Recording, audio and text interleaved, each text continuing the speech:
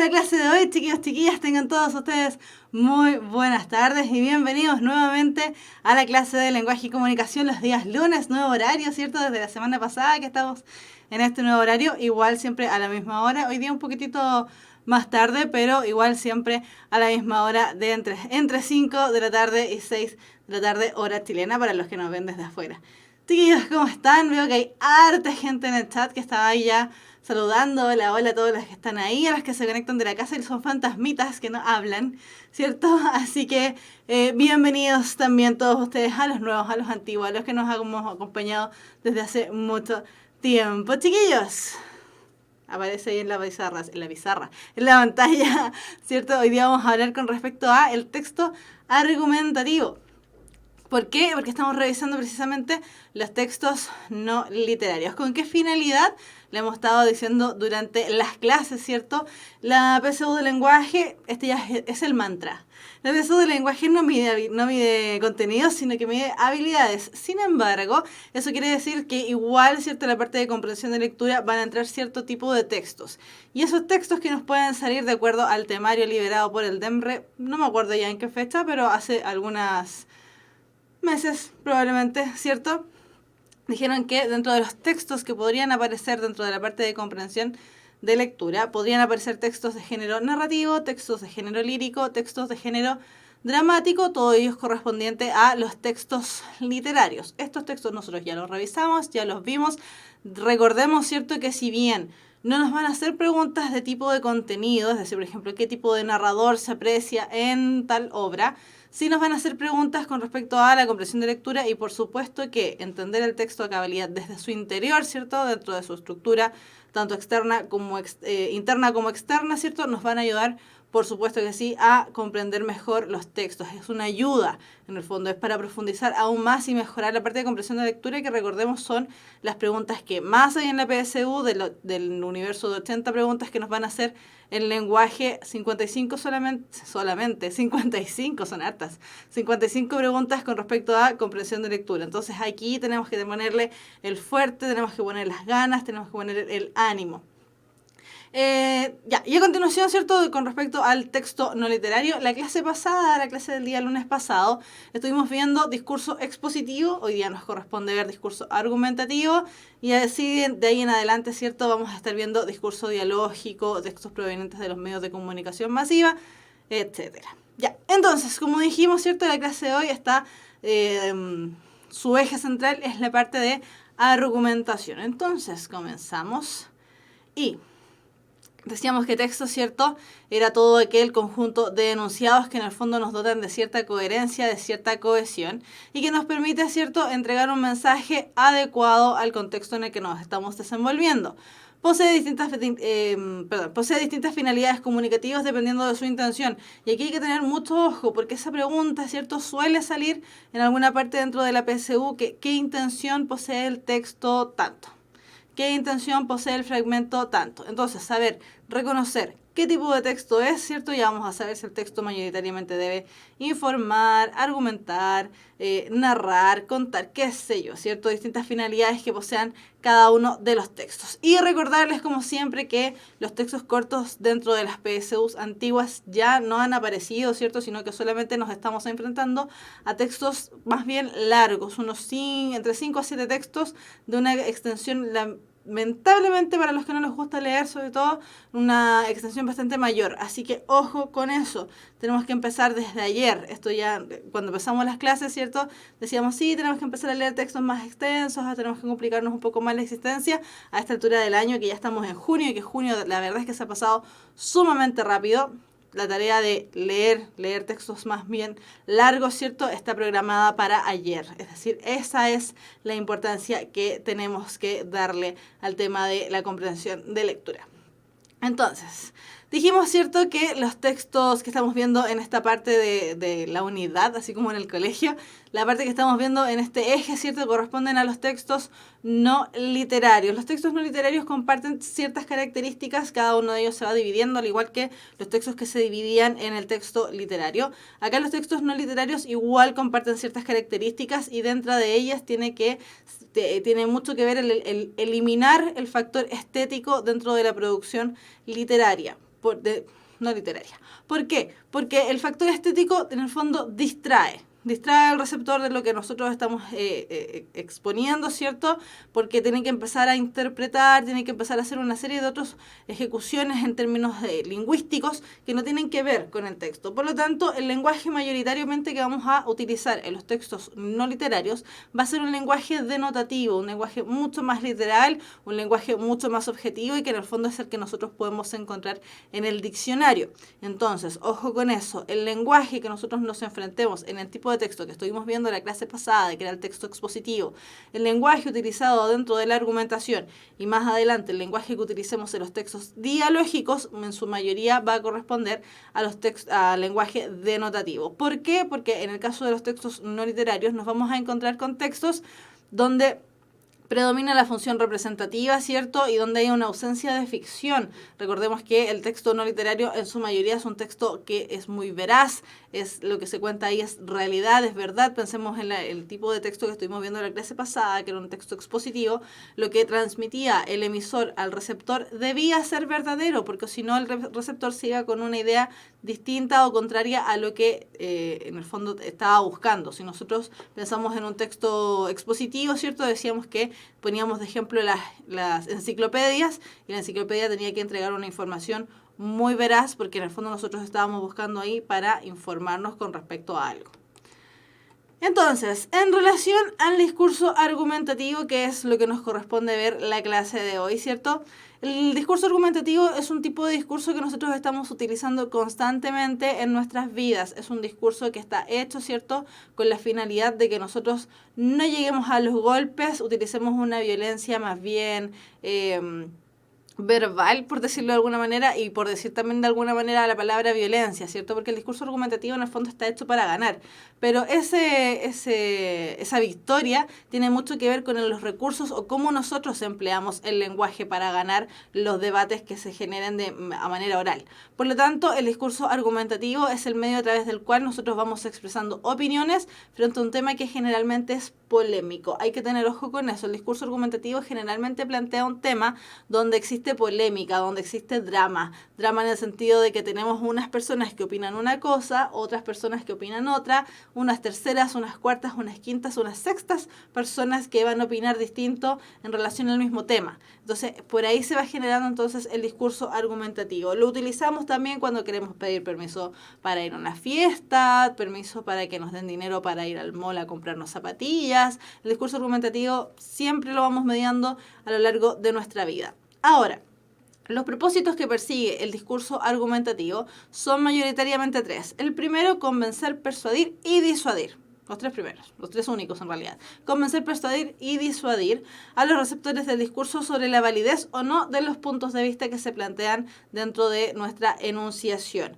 Las palabras convencer y persuadir, si ustedes las han escuchado alguna vez, son palabras mal llamadas, sinónimos. ¿Por qué? Porque claro, significan algo similar, muy parecido, comparten semas desde ese punto de vista, pero no comparten un significado total o igual. Recordemos que lo hemos dicho otras veces y este es un dato que se les da sobre todo para la parte de comprensión de lectura, de vocabulario contextual. Los sinónimos totales en el español no existen. No hay sinónimos totales en el español. Tenemos la palabra linda, hermosa, preciosa, maravillosa, esplendorosa y cada uno de ellos son sinónimos. Sin embargo, la gradación de belleza cada vez va subiendo más, ¿cierto? Cada vez más aumentando. La linda no es tan linda como la esplendorosa. Por lo tanto, hay que tener ojo ahí. Los sinónimos totales en el español no existen. Entonces, cuando nosotros hemos escuchado las palabras convencer y persuadir a lo largo de nuestra vida, generalmente las utilizamos como sinónimos. Sin embargo, existen unas pequeñas diferencias que vamos a ver un poquitito más adelante. Lo que tenemos que tener en claro, eso sí, la situación de enunciación. Decíamos que la situación de enunciación era el momento en el que nosotros en el fondo estamos dando a conocer el tipo de discurso que estamos empleando. En ese sentido, en la situación de enunciación, quienes intervienen en el discurso argumentativo son los interlocutores, es decir, tanto emisor como receptor, y en ese sentido ellos no van a compartir el mismo punto de vista, porque decíamos que el discurso argumentativo debía ser en su mayoría polémico, es decir, generar una cierta controversia. Por lo tanto, lo que se busca en el discurso argumentativo es que uno de los dos gane. Por eso les decía, el discurso argumentativo es un discurso que está hecho para ganar, no para perder. Uno cuando pide permiso, está pidiendo permiso con la idea de que efectivamente me den permiso, no con de, bueno, ya voy a pedir permiso, pero igual me van a decir que no, para eso mejor no pido, me quedo en la casa. Entonces, el discurso argumentativo es un discurso hecho para ganar, sí o sí, y para eso nosotros tenemos que argumentar, ¿cierto? Y elaborar lo mejor posible también nuestras argumentaciones. En ese sentido, el contenido que generalmente abarca, ¿cierto? El discurso argumentativo es generalmente, ya lo habíamos dicho, polémico, es decir, que no genera un consenso claro o que se presenta para la discusión o el debate. Y finalmente, la relación que se genera dentro del emisor y el receptor mayoritariamente también es simétrica, no asimétrica como lo veíamos en el discurso expositivo. Sin embargo, igual hay ciertas ocasiones donde utilizamos la argumentación y estamos en una situación de desventaja, por lo tanto se genera una relación asimétrica. Sin embargo, mayoritariamente dentro del discurso argumentativo, considerando que ese tipo de discurso que nosotros nos vamos a enfrentar es escrito, generalmente vamos a encontrar una relación emisor-receptor que es de manera simétrica. Ambos plantean, ¿cierto?, los mismos tipos y los mismos argumentos válidos, idealmente, por supuesto, plantean los mismos argumentos válidos para tratar de que uno de los dos ceda. En el momento en que uno de los dos cede, uno de los dos gana, ¿cierto?, la argumentación inmediatamente pasa a ser asimétrica porque uno ganó por sobre el otro. Sin embargo, mayoritariamente la situación que se presencia es una relación simétrica, de igualdad. Recordemos que ese es un concepto que viene desde la matemática, no desde el lenguaje, entiéndase el lenguaje como el ramo lenguaje, ¿cierto? Pero funciona muy bien dentro de estos aspectos. Y por ahí estaban preguntando, ¿cierto?, la diferencia entre convencer y persuadir. Scarlett Ruiz preguntaba, ¿cierto?, convencer es a partir de la lógica y la persuasión apela a lo afectivo, y el biólogo pregunta si es que el chantaje emocional se asemeja a la persuasión, y efectivamente sí.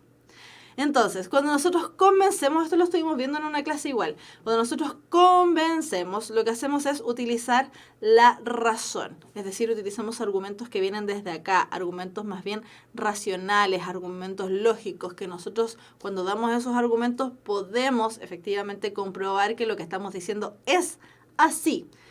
El otro tipo de argumento, ¿cierto?, que tiene que ver con la persuasión o otro de las finalidades que tiene la argumentación, que era el persuadir, tiene que ver con el uso de los sentimientos, de las emociones, de ponernos en el lugar del otro, lo que se conoce como empatía.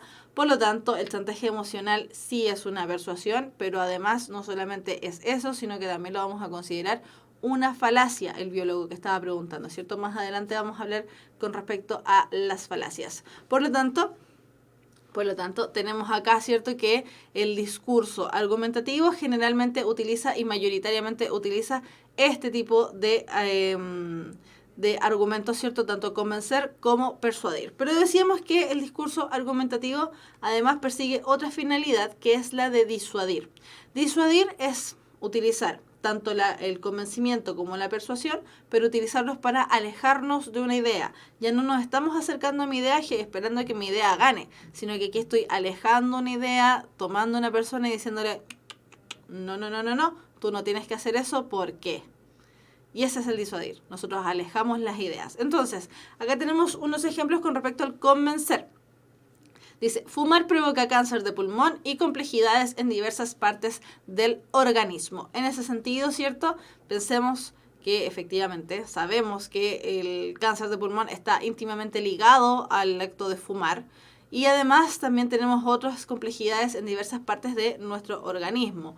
Por lo tanto, ¿cierto? Vemos problemas de índole respiratoria en general, tenemos problemas de índole de piel, ¿cierto? En las uñas, el pelo envejece más pronto, nos salen más arrugas, etcétera, etcétera. El corazón se oxigena menos, los músculos de nuestro cuerpo también, y un largo, etcétera. Por lo tanto, si nosotros estamos convenciendo a alguien de que deje de hacer algo que es dañino para su salud. En ese sentido, entonces, no solamente estamos convenciendo, sino que además estamos disuadiendo. Por otro lado, la persuasión, ¿cierto? Que decíamos que tenía que ver con temas más bien sentimentales. Tenemos, cuando fumas dañas tu cuerpo y a todos aquellos que te rodean. Si a mí me ponen en un comercial ese tipo de argumentación, ¿cierto? Me dan ese tipo de argumentos. Obviamente yo voy a pensar en todos quienes me rodean y yo no quiero que las personas que me rodeen estén mal, estén tristes, por lo tanto, yo digo, ya, bueno, voy a hacer un esfuerzo por no fumar. Por lo tanto, ¿cierto? Tenemos ahí un argumento más bien de índole persuasivo. Lo que estamos haciendo es tomar el fenómeno de la familia, que es un fenómeno que a la mayoría conmueve, ¿cierto? Por lo tanto, lo que hacen es llevarnos a esa idea. Y finalmente, en el disuadir, que decíamos, podía utilizar tanto el convencer como el persuadir. El disuadir nos va también empujando, nos va ahí alejando de la idea en cuestión. Deja de fumar, gastas mucho dinero en cigarrillos. Desde ese punto de vista, ese gastas mucho dinero en cigarrillos también tiene que ver con una persuasión, porque en el fondo yo no me quiero ver pobre, no me quiero ver rata, que a fin de mes no me queda dinero para salvar el mes. Por lo tanto, digo ya, bueno, voy a dejar de fumar. No sé si eso ocurre, pero podría pasar. Entonces, finalidades del discurso argumentativo está convencer, que tiene que ver con los argumentos lógico-racionales, persuadir, que tiene que ver con los argumentos persuasivo-emotivos, y el disuadir, que tiene que ver con alejar a una persona de una idea preconcebida con anterioridad. Ahora, estos elementos de hecho y opinión cobran mayor importancia, ¿cierto?, dentro de lo que es el discurso argumentativo, debido a que nosotros para defender nuestras ideas necesitamos hacerlo bien. Ya hemos dicho, el discurso argumentativo es un discurso que está hecho para ganar. No hay otra opción. Necesitamos ganar cuando estamos argumentando. Por lo tanto, tenemos también que saber cuál es la diferencia entre hecho y opinión, precisamente para no caer en una falacia, por ahí que vi que estaban preguntando, ¿cierto? Precisamente para no caer en una falacia o en un error argumentativo. Por lo tanto, cuando hablemos de los hechos, vamos a hablar acerca de aquellos sucesos o datos que se presentan como comprobados y se exponen de una manera objetiva, sin intervención de las creencias o juicios del autor. Es decir, el hecho nosotros podemos comprobarlo. Tenemos certeza, tenemos razón de por qué algo es así. Tenemos validez científica incluso. El rigor científico ayuda mucho en el tema del hecho. ¿Cómo nosotros comprobamos entonces que algo es un hecho? Bueno, porque lo percibí a través de mis sentidos, ¿cierto? El gusto, tacto, olfato, etcétera. Todo lo demás que queden.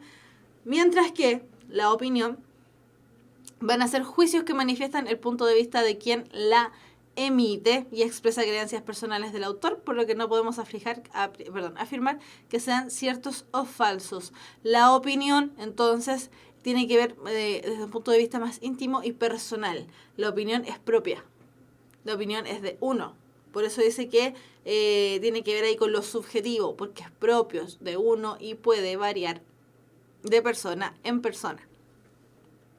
Por lo tanto, chiquillos, el hecho, ¿cierto?, va a ser un elemento objetivo, tiene que ser así, es comprobable, lo podemos comprobar con las enciclopedias, con internet, lo podemos comprobar con datos, con hechos, elementos que todo el mundo pueda ver, todo el mundo pueda apreciar y llegue exactamente a la misma conclusión, mientras que la opinión es propia, es perecedera además porque puede cambiar, puede mutar, etcétera, etcétera. Entonces, veamos un ejemplo de lo que estábamos mencionando acá. La opinión, ¿cierto?, que dijimos que es subjetiva. Perdón, chiquillos. La opinión que dijimos que era subjetiva. Tenemos, no me gusta vivir en Santiago. No sé si probablemente muchos son de región, ¿cierto? Y cuando escuchan a la gente santiaguina quejarse porque llovió un poquito y nos estamos inundando y por Dios, qué terrible que pasa una micro y nos moja, cae agua del cielo y nos moja, hay agua en el piso y nos moja. Todo terrible, todo mal para los miserables santiaguinos.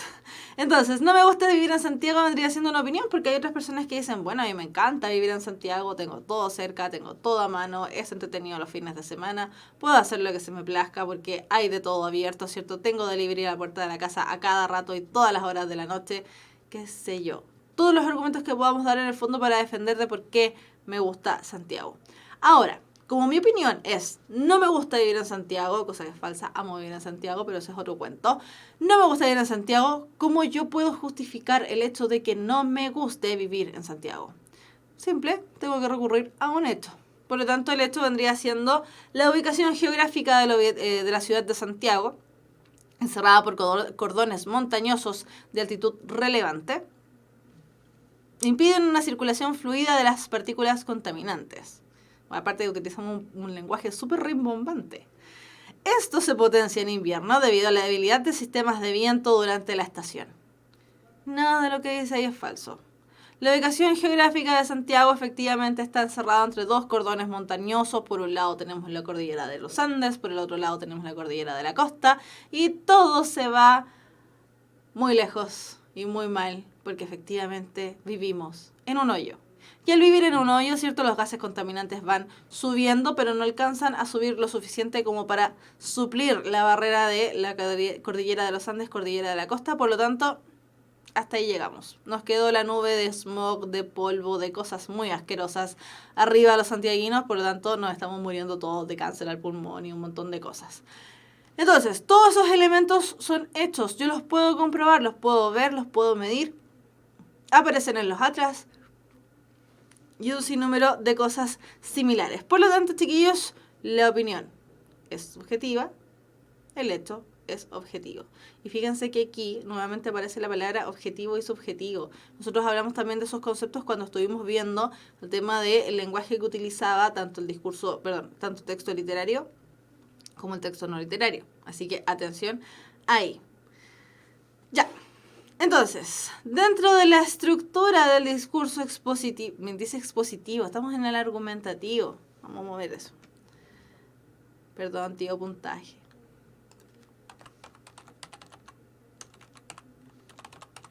Ahí sí. Ahora sí. Ya. Entonces, dentro de la estructura del discurso argumentativo, entonces, nosotros vamos a encontrar tres elementos básicos. Probablemente en el colegio escucharon de muchos más, no están errados, está bien. Sin embargo, esos elementos extra que se le puede sumar al discurso argumentativo son parte de los argumentos.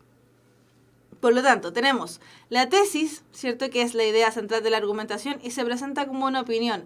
En el caso anterior, ¿cierto? Cuando estábamos viendo hecho y opinión, mi opinión o la idea que yo buscaba defender era de por qué no me gusta vivir en Santiago. Por lo tanto, tenemos la idea central de la argumentación y se presenta como una opinión.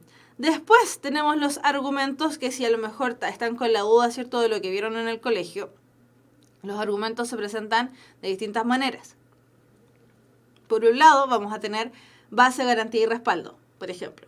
Sin embargo, esos tres elementos, base, garantía y respaldo, que corresponden al discurso argumentativo, nosotros los simplificamos y lo llevamos a llevarlos simplemente a argumentos. Los argumentos son los datos, son las razones que respaldan nuestra tesis, que apoyan que lo que estamos diciendo es efectivo y es verdadero. Por eso, para su aceptación, ¿cierto? Para que los argumentos sean válidos, sean buenos argumentos y que en el fondo no me los tiren para abajo y yo pierda la argumentación que estoy realizando, los argumentos deben conformarse por hechos comprobables y además aceptables. Lo que ocurría en el caso anterior, ¿cierto? Donde teníamos el hecho de que Santiago efectivamente está en un hoyo, porque tenemos las cordilleras a los lados, cuesta un montón salir. De hecho, la gente que vive en Santiago se da cuenta, ¿cierto? Va hacia el norte o va hacia el sur, hay que pasar por un montón de túneles porque en el fondo no se puede romper con esa cadena montañosa. Y finalmente tenemos la conclusión, que la conclusión generalmente es media tautológica, en el sentido de que se parece mucho a la tesis. Entonces, la conclusión va a ser la idea a la que se llega una vez que la tesis es comprobada o refutada. Nos vamos a devolver. Teníamos acá, no me gusta vivir en Santiago. Sería mi tesis. Mi argumento, la ubicación geográfica de la ciudad de Santiago, cerrada por cordones montañosos de altitud relevante, bla, bla, bla, bla, bla, bla, bla. Conclusión, Entonces, por eso no me gusta vivir en Santiago, porque me enfermo mucho en invierno o porque tengo más probabilidades de enfermarme en invierno. Por lo tanto, la conclusión, como dice ahí, es la idea a la que se llega una vez que la tesis es comprobada o es refutada. Perdón, chiquillo. Ya. Entonces, tenemos tesis, argumentos y conclusión. Nuevamente con otro ejemplo, y aquí nuevamente dice expositivo, porque dice expositivo, caramba. Vamos a cambiarlo, para que después no se confunda. Ya, ahora sí. ¿Hasta cuándo? ¿Por qué pasan estas cosas? Y esto la hago yo, y claramente reclamo contra mí misma. Ya, entonces, la tesis tenemos de ejemplo. Recuerden que la tesis es una opinión. Actualmente, la mujer sigue en desventaja con respecto al hombre. Un tema muy presente, ¿cierto?, en la sociedad. Dijimos que el discurso argumentativo tenía por objeto, ¿cierto?, un hecho polémico. En la polémica y en la palestra pública está el tema de la igualdad de género, está el tema, ¿cierto?, del feminismo, etcétera, etcétera. Por lo tanto, la tesis, actualmente la mujer sigue en desventaja con respecto al hombre. ¿Qué argumentos puedo yo para validar la opinión planteada? Esto se fundamenta en el que el 98% de las riquezas de la tierra está en manos de los hombres y el 80% de las personas más pobres son mujeres. Tenemos ahí dos argumentos que avalan lo planteado anteriormente. Ahora, ojo, si nosotros simplemente construimos nuestra argumentación así, está bien, pero todavía falta aún más peso, todavía falta aún más asidero, porque recordemos que el discurso argumentativo es un discurso que está hecho para ganar. Si nosotros nos presentara ese tipo de argumentación, que está buena, está bien construida, son hechos, se puede comprobar, bueno, pero ¿cómo lo compruebo? Porque me dice, esto se fundamenta en que el 98% de las riquezas de la tierra están en manos de los hombres. ¿Quién lo dice? Y el 80% de las personas más pobres son mujeres. ¿Y quién lo dice? ¿Qué estudio a mí me respalda eso? Bueno, ahí está mi labor entonces de, si tengo ese tipo de datos, empezar a corroborar con los estudios, empezar a corroborar con las encuestas, empezar a corroborar con una serie de documentos que conformen y den más peso, den más funda, más soporte, ¿cierto?, a los hechos que estoy planteando. En conclusión de la argumentación realizada, ¿cierto?, por consiguiente, y fíjense en los conectores que utilizan, por consiguiente, la condición económica de la mujer es muy precaria en comparación con la que evidencian los hombres. Entonces, vamos a utilizar el otro puntero ahí. Partimos con esta tesis. Actualmente la mujer sigue en desventaja con el hombre. Mi opinión. Terminamos con la conclusión. Nuevamente una opinión.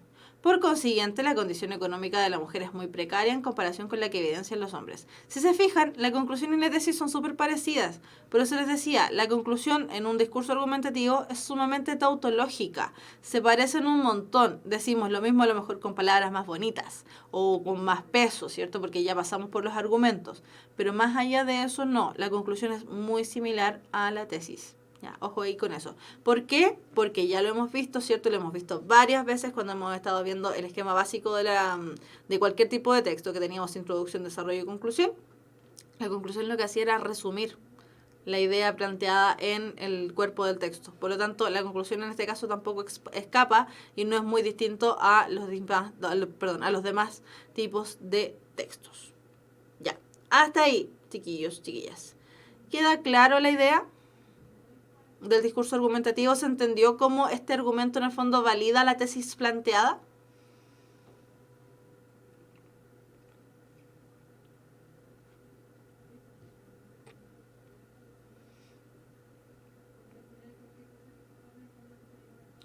Rodrigo Cabrera pregunta, ¿esto se resume en la publicidad o no? Sí, la publicidad utiliza muchísimo la argumentación. No poco, no mucho, muchísimo.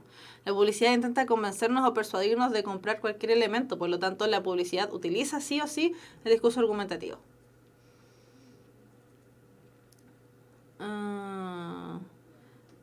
Cráneo se fue por otro lado. Cráneo Blanco dice, profe, ¿no que todo es subjetivo y la verdad no es más que una interpretación de la realidad? Es posverdad y eso, sí, efectivamente, la posmodernidad plantea que todo es subjetivo, que todo es un constructo social, por lo tanto, desde ese punto de vista, claro, diríamos que todo es subjetivo. Ahora, eso ya nos estamos yendo por otro lado, nos estamos yendo ya por un lado mucho más interpretativo del discurso en general. Por lo tanto, cráneo blanco, nosotros aquí estamos viendo, acuérdense, estamos viendo estructuras de los textos para poder entender mejor aún lo que se nos plantea en la comprensión de lectura, ¿ya? Pero lo que tú estás planteando en todo caso no está muy alejado. La posmodernidad plantea que efectivamente todo es un constructo social, por lo tanto todo es subjetivo y todo tiene la posibilidad de ser cambiado, alterado, modificado y deconstruido. Y un montón de cosas más. Así que sí, se nos puso... Dicen que cráneo está filosófico, sí, o se nos puso filosófico cráneo. Felipe Ignacio Piñeiro Araya, ¿la tesis siempre es una opinión? Sí. Sí, porque la tesis en el fondo es lo que nosotros tenemos que defender, así que sí, va a ser una opinión. Por ejemplo, en la publicidad, ¿cierto? Como estaban ligándolo con la publicidad en el chat, en la publicidad el tema de la tesis... se nos presenta la tesis, siempre se nos plantea como una afirmación. Usa el desodorante tanto para campeones como tú y no sé qué más. Si a mí me dicen, usa tal cosa, me están presentando como una afirmación, tengo que hacerlo. Sin embargo, sé que tengo la posibilidad de comprar otro desodorante, por lo tanto igual es una opinión. Me lo están planteando como una afirmación, pero igual es una opinión. Profe, ¿la tesis siempre se presenta al comienzo? Ah, interesante pregunta. No siempre se va a presentar al comienzo la tesis, de repente hay que andarla buscando. Y a veces ni siquiera hay que andarla buscando entre medio del texto. A veces hay que inferirla. Así que no siempre se va a presentar al comienzo del texto, puede presentarse al inicio, al medio o al final. Incluso, además, también a veces hay que inferirla. Profe, ¿la garantía son estudios que respalden mi tesis? Tesis, base, garantía, respaldo. No, los estudios que respaldan la tesis es el respaldo. El tipo de argumento es el respaldo. Son aquellos elementos que yo recurro a una entidad que sabe más que yo. Si voy a hacer un estudio con respecto a los perros, tengo que recurrir a los veterinarios, tengo que recurrir a la asociación de no sé qué, de perros, de canes, ¿cierto? Entonces, la garantía no. La garantía une base con tesis. Mientras que el respaldo lo que hace es justificar según el punto de vista de otra persona que en el fondo me alabe a mí. Me avale a mí.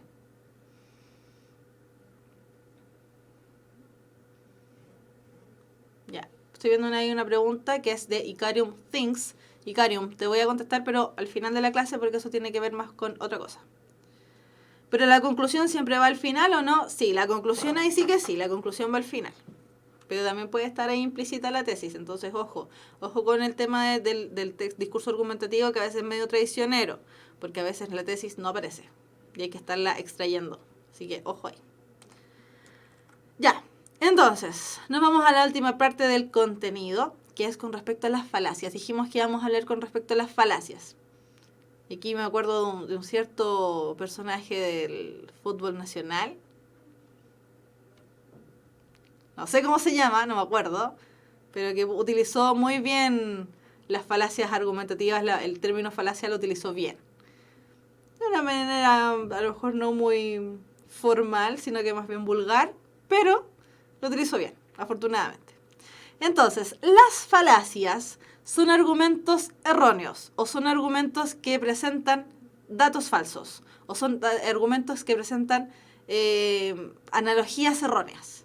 Las falacias nosotros a veces las utilizamos de manera consciente, ¿cierto? Y a veces las utilizamos por error también. Entonces, ojo con el tema de las falacias. Las falacias no siempre las utilizamos de mala manera. A veces las utilizamos por no saber, simplemente.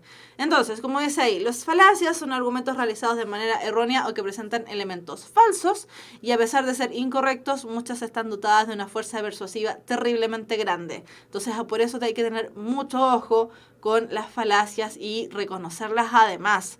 Porque, como decíamos acá, pueden ser utilizadas por mera ignorancia, por lo tanto la persona que emite ese discurso argumentativo la verdad es que mucha culpa no tiene, porque no sabía, ¿cierto? O también la podemos utilizar de manera voluntaria. Y ahí está el problema, sobre todo cuando estas falacias utilizadas de manera voluntaria se nos presentan en la publicidad, se nos presentan en los discursos políticos, se nos presentan en discursos de diversa índole. Ya, entonces, ojo con eso. Las falacias, claro, más que mentiras, porque ya decíamos, ¿cierto?, que pueden ser utilizadas como ignorancia, por mera ignorancia.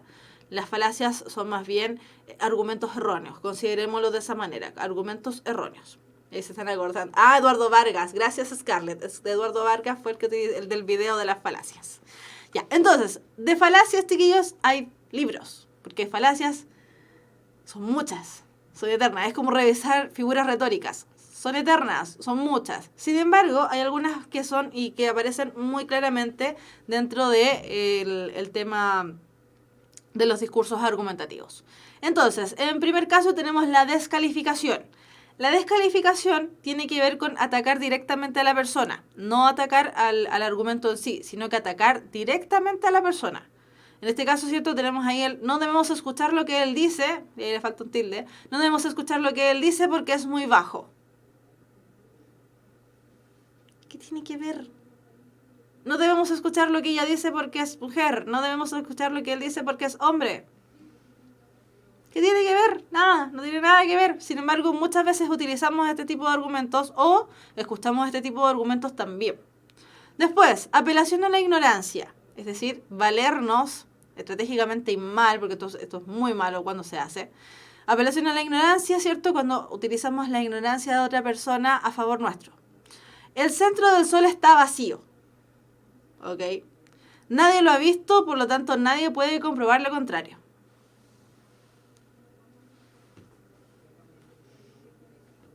¿Por qué no? Si para eso hay estudios. Está la química, está la física, la astronomía. Hay estudios. No puedo comprobar a lo mejor la existencia de algo, puedo plantear una hipótesis. Efectivamente no puedo a lo mejor comprobarlo, porque tendría que ir, tal vez, pero moriría achicharrado, por lo tanto no es conveniente. Pero de todas maneras, estoy apelando a la ignorancia de un otro. Lo que ocurría, ¿cierto?, cuando por ejemplo teníamos la creencia de que la Tierra era plana. No, la Tierra es plana porque cuando los barcos salen a alta mar se pierden por el vacío. Y se cayeron a un pozo. Estoy ignorante, no sé. No tengo idea. Siguiente, falsa autoridad. Cuando nosotros presentamos una autoridad, ¿cierto? Que justo estaban preguntando ahí por el tema del respaldo. Cuando nosotros presentamos una autoridad que en realidad no es autoridad en la materia. No tiene nada que ver con lo que estoy hablando, sin embargo, como otra persona lo dijo, bueno, yo también voy a decir lo mismo que dijo él. Este es el mejor celular, lo dice Alexis Sánchez. No sé desde cuándo Alexis Sánchez es un especialista en tecnología, pero claramente no tiene nada que ver. O cuando me dicen, no voy a hacer la dieta tanto porque es la que recomienda la modelo X. ¿Es dietista? ¿Es nutricionista? ¿Estudió medicina? ¿De qué me sirve su opinión? Falsa autoridad. La autoridad que estoy presentando no sirve. No es nada. Y ese tipo de falsa autoridad es una de las falacias que nosotros vemos mucho en publicidad. En publicidad se ve un montón el tema de la falsa autoridad para presentarnos las ofertas, por ejemplo. Apelación a la misericordia. Chan. Y aquí vamos a dar un caso que más de alguno a lo mejor le ha tocado y ojo con eso. Eso no se hace. No se hace porque es considerado violencia entre la pareja. Debes darme las contraseñas de tus redes sociales. ¿O acaso no me amas? Me estoy literalmente tirando al suelo mis emociones. Estoy pidiendo por favor, tenme conmiseración a mis celos enfermizos y dame tus contraseñas. Y efectivamente, tal como dicen ahí, esa apelación a la misericordia parece chantaje. Efectivamente, es un chantaje. Estoy utilizando, ¿cierto?, la figura de la falsa modestia, básicamente. La persona dice, no, es que yo soy tan miserable, es que pucha, que aquí, que allá. No se utilicen, no lo hagan. No lo hagan, chiquillos, en el chat, por favor. Es violencia en el pololeo o en la pareja. No lo hagan. Terrible. Pregunta compleja. Ojo ahí con la pregunta compleja. ¿Cómo hace usted para evadir los impuestos? Y si la persona no evade los impuestos, le hacen ese tipo de pregunta, se está suponiendo desde antes que la persona evade impuestos. Entonces yo estoy diciéndole, usted evade impuestos, ya, ¿cómo lo hace? No evado impuestos, por favor no me lleven presa. No tiene nada que ver, chiquillos, como decíamos, las falacias son sumamente fácil caer en ellas porque las escuchamos constantemente. Y como ya decíamos, ¿cierto? Las falacias pueden ser errores o pueden estar hechas a propósito. La causa falsa. Es decir, el viernes llovió, el sábado perdí mi teléfono y el domingo alguien me lo devolvió. Entonces, los viernes tengo mala suerte.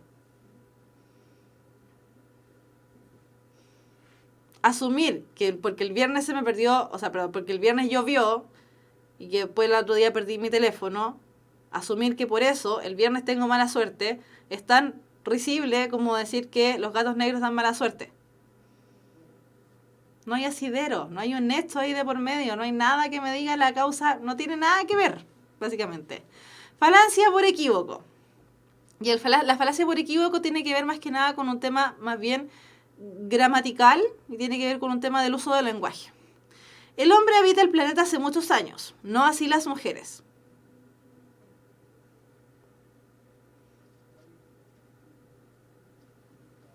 Si hablamos de que el hombre habita el planeta hace muchos años, el problema lo solucionamos simplemente poniendo una H mayúscula para hablar de humanidad.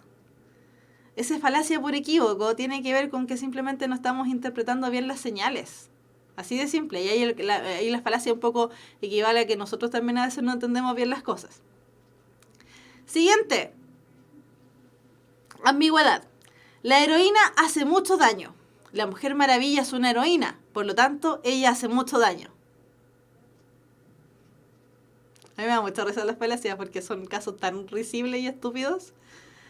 La heroína hace mucho daño, la Mujer Maravilla es una heroína, por lo tanto, ella hace mucho daño. Si se fijan, la ambigüedad y la falacia por equívoco son súper similares, súper parecidas, muy, muy, muy parecidas. Chiquillos, estoy leyendo sus preguntas, así que las vamos a contestar. Súper parecidas. No tiene nada que ver. Ya, recurrir al temor, y esta es la última y es una de las que se utiliza mucho, mucho, mucho, mucho, y lo utilizamos a veces cuando son papás, o la hemos escuchado a lo mejor como hijos alguna vez, o en el colegio, qué sé yo. Creo que nadie estará en desacuerdo conmigo. ¿O piensan que no debo aprobarlos en el examen? O sea que si yo me opongo a lo que dice el profesor me va a poner un 1. Recurrir al temor. Tenerle miedo a las cosas. El miedo, chiquillos, es uno de los argumentos más potentes que hay en términos persuasivos. Potentísimo. Terrible. Y por eso muchas veces, si ustedes se fijan, vean los noticieros, hagan el ejercicio, siempre se parte con crónica roja. La crónica de la muerte, de que hubo el asalto, de que ocurrió aquí, de que ocurrió allá. Estamos recurriendo al temor. El temor es una emoción muy fuerte y eficaz. Efectivamente, Victoria, bien. Eficaz, además, porque es rápida.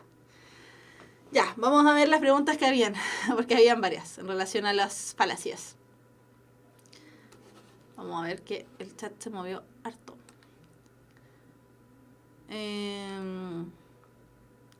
Juan Zapata dice, las falacias muchas veces van acompañadas de las apelaciones emocionales y sentimentales con la persuasión. Efectivamente, las falacias utilizan mucho la persuasión porque, a ver, dijimos que habían dos de los elementos que utiliza la argumentación. Utiliza por un lado el convencer y el persuadir.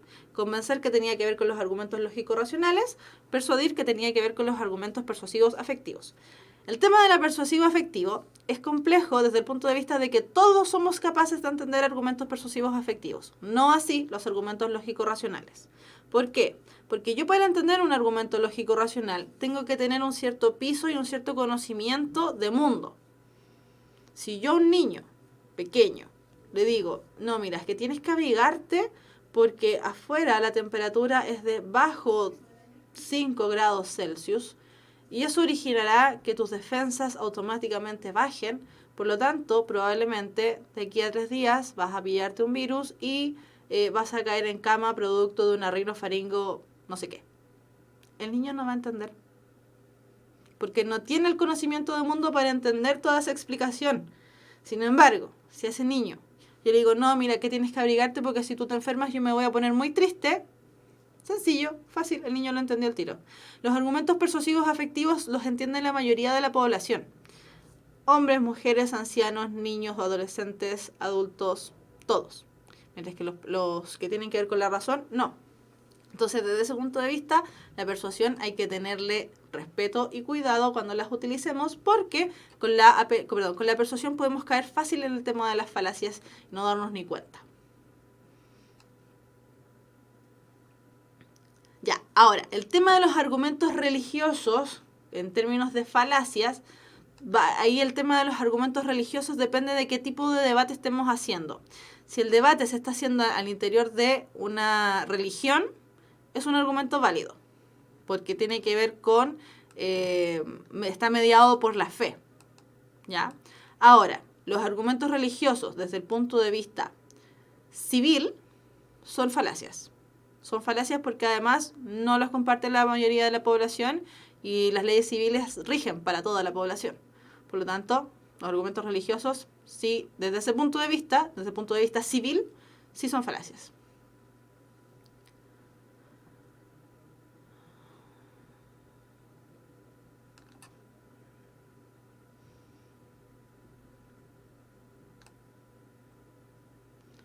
Dicen que la apelación a la eso ya lo había leído. Que la apelación a la misericordia parece chantaje. Sí, efectivamente parece chantaje.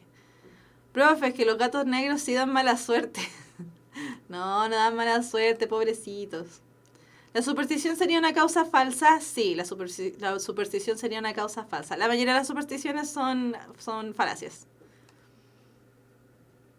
Las falacias por equívoco son las respuestas incorrectas de las preguntas de comprensión de lectura. Sí. Ya, dicen, eso es abuso de autoridad en relación a recurrir al temor. Y sí, efectivamente, el recurrir al temor es un abuso de autoridad.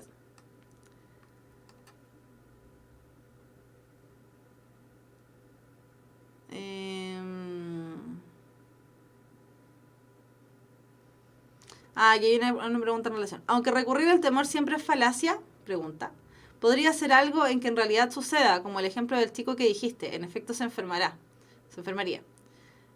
No, recurrir al temor no siempre es falacia. Yo dije que recurrir al temor es una arma persuasiva muy grande. No siempre es falacia, porque efectivamente a veces lo podemos utilizar a nuestro favor. Y ser un hecho, además. Los argumentos emotivos no caen en demagogia barata. Cráneo blanco, qué filosófico. No caen en demagogia barata porque la demagogia barata tiene que ver con traicionar al pueblo, básicamente. Traicionar la democracia. Por lo tanto, no. Los argumentos emotivos. Los argumentos emotivos no siempre son demagogia. Ya.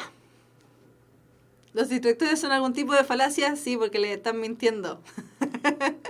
Ya, nos vamos a el ejercicio de la clase. Este texto se llama La flor decapitada. Dice, La flor decapitada, la otra mujer, Roberto Ampuero, Norma 2010, 364 páginas.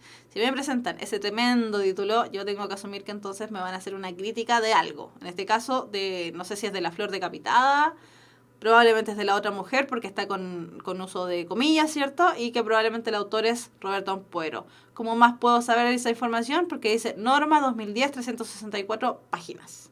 Por lo tanto, ahí por ahí yo ya voy infiriendo que es una crítica literaria. Entonces, esta crítica literaria dice así.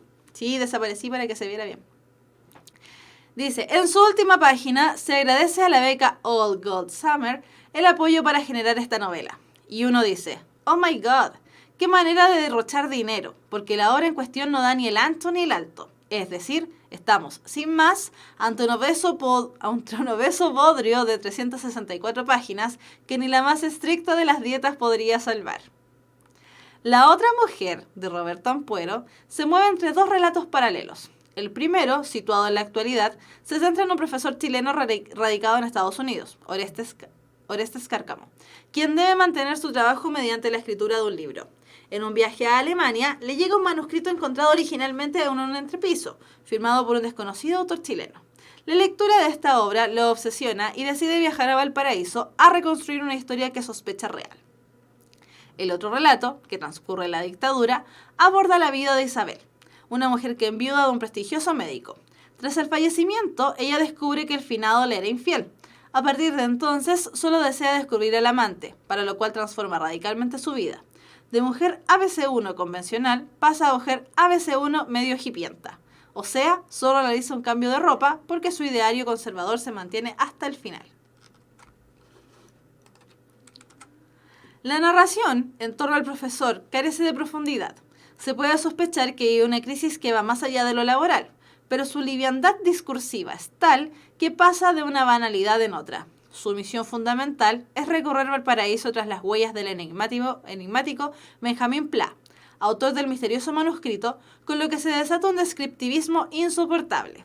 Así, al modo de una guía turística, el profesor Cárcamo recorre no solo una gran variedad de bares y restaurantes porteños, sino también cenáculos de poetas fantasmas arranchados en cuevas subterráneas y casas con pasadizos secretos.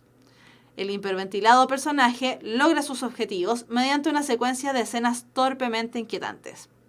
En ambos relatos predomina el estilo modoso, la imagen cursilona y el tono sentimentaloide. Para muestra, unas perlitas. Ahora yacían, al fin, desnudos en el lecho, entre delicadas sábanas de algodón de Egipto, como en un solo cuerpo fundido en un abrazo de besos desesperados. Desde allí vio que un zorzal se acomodaba ahora en el nido y el otro emprendía el vuelo. Los pajaritos tienen presencia continua. No solo carecía del cuarto propio del que hablaba Virginia Woolf, sino también del tiempo propio para dedicarse a lo suyo, a pintar o leer como hubiese querido. Y, para rematar, esta emotiva imagen. Quedó sin aire, tensa, quieta como una flor decapitada. Flor de poeta hemos encontrado. En definitiva, un relato básico en su configuración formal, desequilibrada en la focalización de sus planos protagonistas, fracasada en su intento policial, poderosa en su vena rosa e ingenua en la resolución de las incógnitas. La otra mujer es una novela de categoría outlet, de aquellas que, por suerte, pasan fácilmente al olvido. Y esta tremenda crítica literaria que se pegó es de Patricia Espinosa, apareció en el diario Las Últimas Noticias el 19 de noviembre del año 2010. Chan. Chan, chan, chan. No sé ustedes, pero a mí esto me da mucha risa porque utiliza unas palabras muy... O sea, ya que me haya dicho sentimentaloide, me dio risa. Porque destruye literalmente el libro. Así de sencillo. Ya, pregunta. ¿Qué sentido tienen las citas que presenta la autora en el párrafo quinto? Nos vamos a devolver. Párrafo quinto.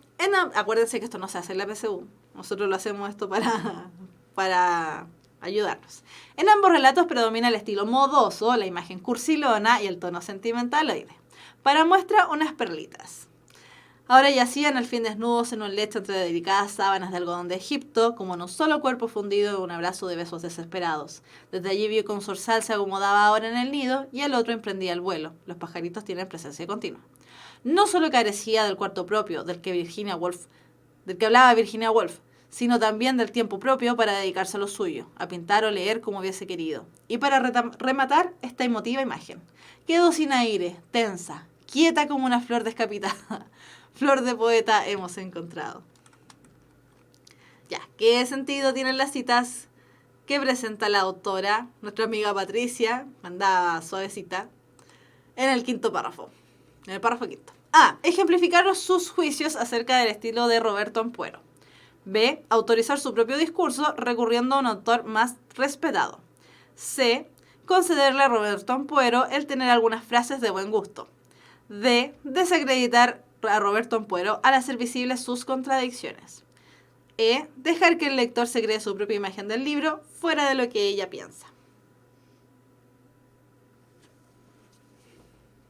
Voy a empezar a buscar las críticas literarias de esta chiquilla, me llamó la atención. Los comentarios del chat también están chistosos. Uf, brutal, wow, andaba buena onda. Es como un review. Sure. Ni una gana de leerlo. Relájate, Patricia.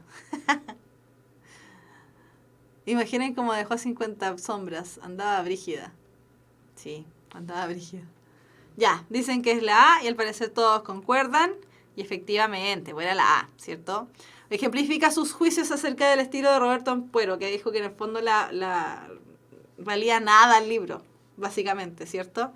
Autorizar su propio discurso recurriendo a un autor más respetado, no, si bien recurre a una cita, recurre a la cita del mismo libro. Por lo tanto, no es otro autor más respetado. Concederle a Roberto Ampuero el tener algunas frases de buen gusto, al contrario, dice que son sentimentaloides y baratas. D. Desacreditar a Roberto Ampuero al hacer visibles sus contradicciones. No dice que Roberto Ampuero se contradiga, sino que simplemente de nada que ver. E. Dejar que el lector se cree su propia imagen del libro fuera de lo que ella piensa. Tampoco, porque al inicio, ¿cierto? Parte diciendo que las frases que va a dejar ahí son un botón de lo bodrio que es el texto.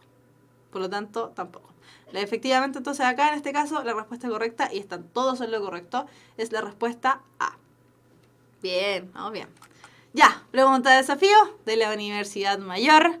Vamos ahora con una pregunta tal vez un poquitito más compleja, porque esto tiene que ver con los títulos. Y ya hemos visto que los títulos a veces se nos complican un poco. Así que, pregunta de desafío. ¿Cuál es el sentido del título de la crítica? Nos vamos a devolver. Y dijimos que el título de la crítica era La flor decapitada, la otra mujer, Roberto Ampuero, Norma 2010, 364 páginas. Ya, ¿cuál es el sentido del título de la crítica?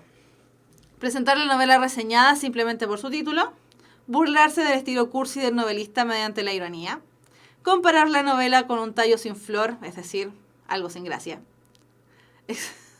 expresar que la novela es bella como una flor pero sufrió un corte abrupto, presentar la novela mediante la frase que, según la autora, es más emotiva.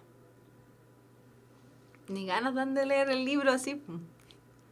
O leerlo solamente para encontrarlo igual de malo que la autora, no sé. ¿Cuál es el sentido del título de la crítica?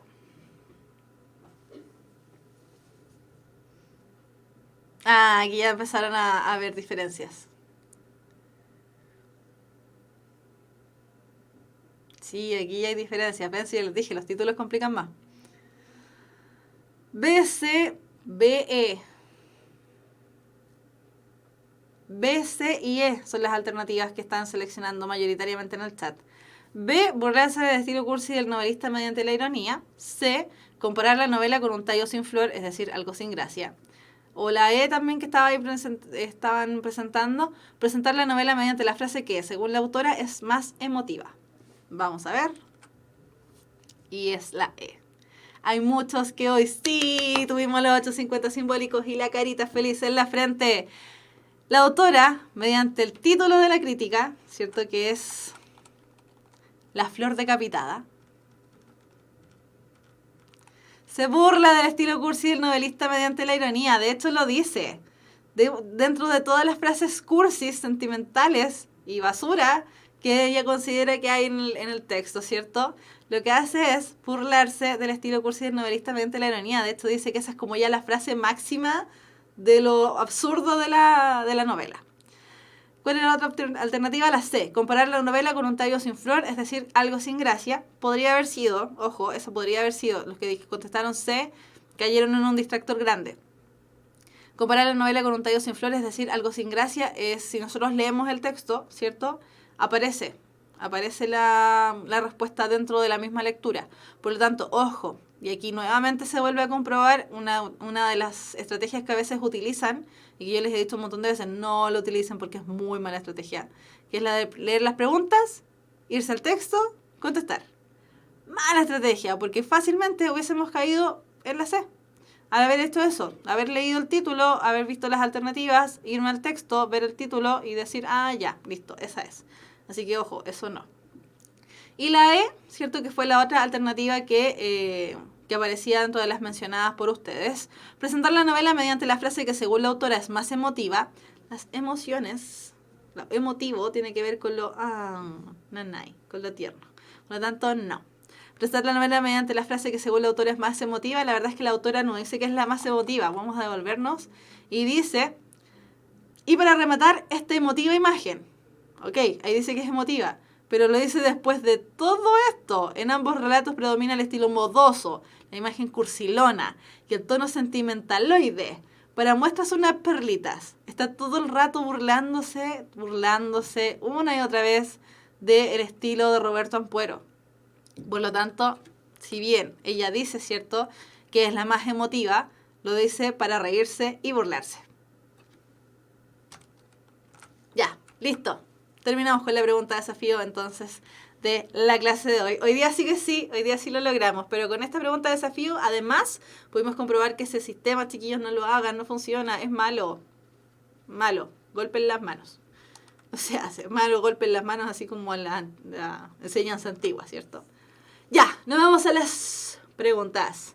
Preguntas de la clase, creo que contesté la mayoría en todo caso. Pero había quedado una pregunta que dije que iba a contestar al final. Profe, ¿qué opinas sobre leer y estudiar el juicio de Sócrates? Ese fue Icarium Things. Lo que sea de Sócrates, aunque sea el juicio, siempre es bueno leerlo. Sí, leer literatura griega, chiquillos, una vez se dice, ¡ay, griego, qué fome, súper antiguo! Sí, y lo es muy antiguo. Sin embargo, la filosofía griega es muy bella, muy, muy bella. Una vez que nosotros leíamos el sentido, es una filosofía que presenta una manera de ver el mundo que uno ahí entiende porque fueron una gran civilización. Por lo tanto, si quieren a lo mejor, por ejemplo, a veces piden recomendaciones de libros, léanse algo de literatura griega. Y sobre todo las tragedias. Pero algo más filosófico, sí, por supuesto que sí. ¿Algún consejo para poder identificar la tesis? Sí. Recordemos que la tesis es una opinión. Y en este caso, si bien aparecía la tesis de manera explícita, también podemos extraerla y decir, la autora piensa que el libro es una basura. Entonces la tesis sería que el libro es una basura, literal. Y ahí después todos los hechos, ¿cierto?, con los que ella reafirma que efectivamente la novela es mala. ¿Cuál es la diferencia entre falacia por equívoco y ambigüedad? Ya, vamos a devolvernos. Ya, teníamos la falacia por equívoco, ¿cierto?, que tiene que ver con el hombre habita el planeta hace muchos años, no así las mujeres. Y en la ambigüedad tenemos la heroína hace mucho daño, la Mujer Maravilla es una heroína, por lo tanto ella hace mucho daño. La falacia por equívoco tiene que ver, dijimos, ¿cierto?, que tiene que ver con más que nada por cómo utilizamos lo que se conoce como marcas textuales. ¿Ya? ¿Por qué? Porque en este caso se está utilizando la palabra hombre como ser de género masculino, ser de sexo masculino. Por eso hace la comparación con el no así las mujeres. ¿Ya? Mientras que la ambigüedad juega con el sentido mismo de las palabras. La heroína hace mucho daño, la Mujer Maravilla es una heroína, por lo tanto ella hace mucho daño. La falacia por equívoco tiene que ver con utilizar mal, ¿cierto?, lo que hablábamos de las marcas textuales. La ambigüedad tiene que ver con utilizar más el sentido de la palabra, básicamente.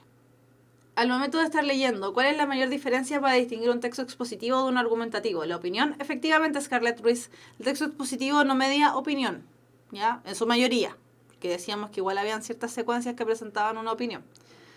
Sin embargo, la opinión no es lo fundamental del texto expositivo. ¿Ya? Por ejemplo, el texto que leímos en la clase del día de hoy de La Rosa Decapitada, ¿cierto?, debiese haber sido un texto expositivo, porque es una crítica literaria. La crítica literaria se configura generalmente como un texto expositivo. Sin embargo, la autora la dejó tan mal parada la pobre obra, ¿cierto?